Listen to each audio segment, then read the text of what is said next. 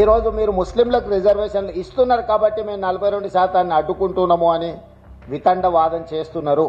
అందుకే నేను సూటిగా అడిగిన 1971 నుంచి నూర్ బాషా కానీ దూదేకుల కానీ ఇతర వివిధ వృత్తులను చేపట్టే ముస్లింలకు చట్టంలోనే రిజర్వేషన్లు ఉన్నాయి.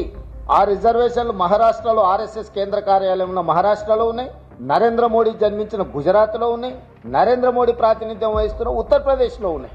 మీ రాష్ట్ర ప్రభుత్వాలు ఉండి మీరే కేంద్రంలో ఉండి మీరు మహారాష్ట్రలో ఓబీసీ రిజర్వేషన్లలో ముస్లింలకు అనుమతిస్తారు, గుజరాత్లో ఓబీసీ రిజర్వేషన్లలో ముస్లింలకు అనుమతిస్తారు, ఉత్తరప్రదేశ్ ఓబీసీ రిజర్వేషన్లలో ముస్లింలకు అనుమతిస్తారు. నరేంద్ర మోడీ గారు ఒక అడుగు ముందుకేసి ఆయన ఇంటర్వ్యూలోనే చెప్పాడు, నేను ముఖ్యమంత్రి అయిన తర్వాత గుజరాత్లో రిజర్వేషన్లు పెంచడమే కాదు ముస్లింలకు బీసీ రిజర్వేషన్లు ఇచ్చిన నేను అని నరేంద్ర మోడీ గారు స్వయంగా చెప్పారు.